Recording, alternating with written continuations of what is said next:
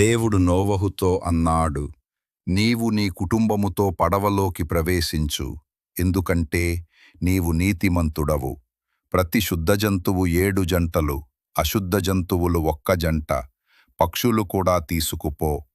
నోవహు దేవుని మాట ప్రకారం అన్నీ సిద్ధం చేశాడు. జంతువులు ఒక్కొక్కటిగా పడవలోకి ప్రవేశించాయి.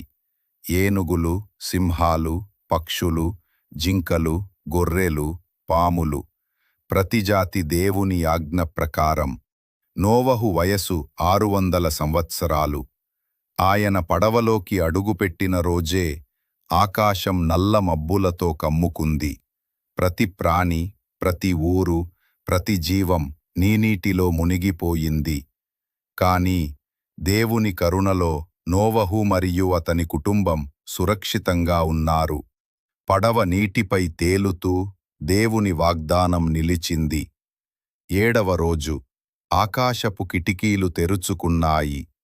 భూమి అడుగునున్న జలాశయాలు పెల్లుబికాయి. 40 రోజులు 40 రాత్రులు వర్షం కురిసింది.